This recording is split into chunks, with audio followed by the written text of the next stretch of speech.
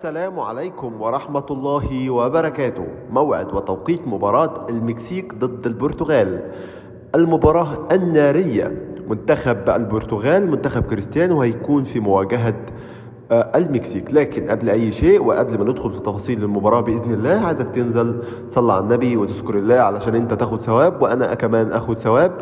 وعايزك كمان تنزل تضغط لنا لايك وتشترك في القناة ليصلك كل ما هو جديد بإذن الله. فلنبدأ في تفاصيل هذه المباراة. يستضيف ملعب أزتيكا مباراة قوية تجمع ما بين المكسيك ضد البرتغال في مباراة ودية خالصة بتاريخ الأحد 29/3/2026.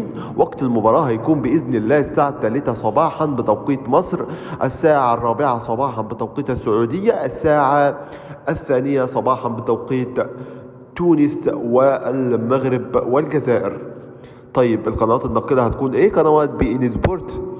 طيب توقعنا للمباراة، انا اتوقع فوز البرتغال او تعادله، لكن انا اتوقع توقعي الاكثر ان البرتغال هيفوز في المباراة دي، شيء اكيد. البرتغال فيه اسماء كبيرة ونجوم كبيرة، فانا اتوقع فوز البرتغال في هذه المباراة. انتظر ايضا توقعكم لهذه المباراة تحت في التعليقات. ما تنسوش تضغطوا لنا لايك وتصلوا على النبي وتذكروا الله علشان تاخدوا حسنات ونحن كمان ناخد حسنات. والسلام عليكم ورحمة الله وبركاته.